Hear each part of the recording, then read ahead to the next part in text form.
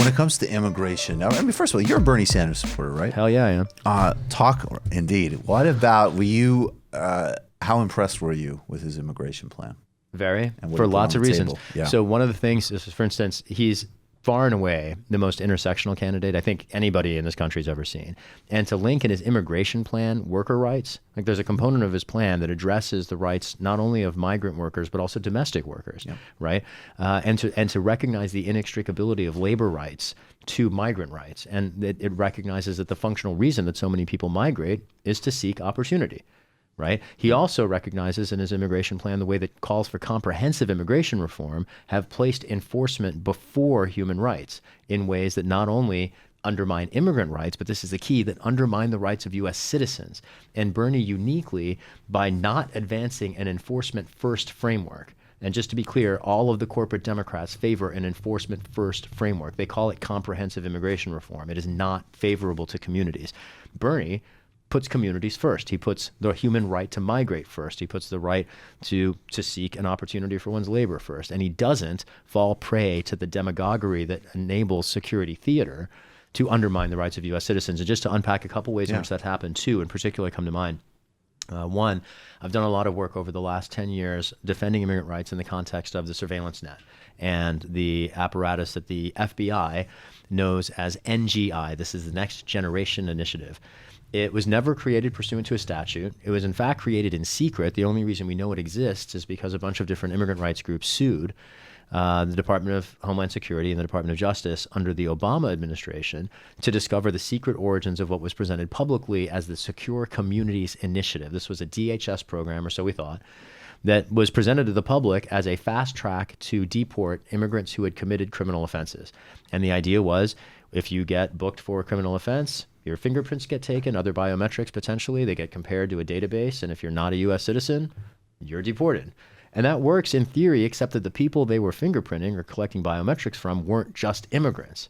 So the FBI built a biometric database, including 500 million records, including driver's license photos from departments of motor vehicles, and created a biometric identification scheme, the Next Generation Initiative, using immigrants as political punching bags with an agenda in secret to then expand it well beyond the ranks of immigrants. That's just one example of how migrant rights not only stand in for human rights, but how undermining those rights creates opportunities for our establishment to run roughshod over the rights of American citizens. I could offer another example drawn from the border, but maybe I'll leave it at that and see. No, it's fantastic. And I mean, I'll get to that actually in a few minutes before you go, because I want to get to the synthesis of your politics, which are so fascinating to me. They're helpful to me. Right on. Thanks, brother. What about, I talk about also bringing a perspective of humanity to the Palestinian people, to Congress. Yeah.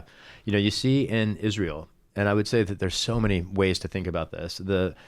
Maybe to use the one I was just using, in the same way that restrictions on immigrant rights often create then pathways to undermine the rights of U.S. citizens, U.S. support for Israel has also been used to import particularly paramilitary policing tactics and training into U.S. streets. Every time you see an unarmed American shot dead by a major city police department, it's not unlikely that the Israeli Defense Forces had a hand at some point in training those officers. Among the things that Americans, police officers, I was going to say soldiers, this is a Freudian slip, among the things that police officers in the U.S. are often trained to do when they're trained by Israeli soldiers is to shoot until the body stops moving, which is why you hear stories about people getting shot like 30, 40 times. Right. That's not a thing that police used to do. If you shoot somebody, maybe they go down. You don't just keep pumping rounds into them. That is a paramilitary counterinsurgency tactic, not policing.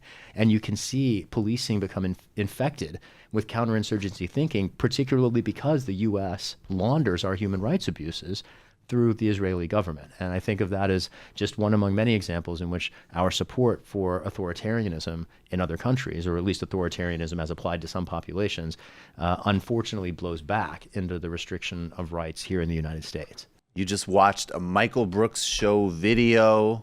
Subscribe to get them all. Why wouldn't you? Don't be foolish. Click subscribe below and become a patron as well. Patreon.com/TMBS. Thanks, everybody.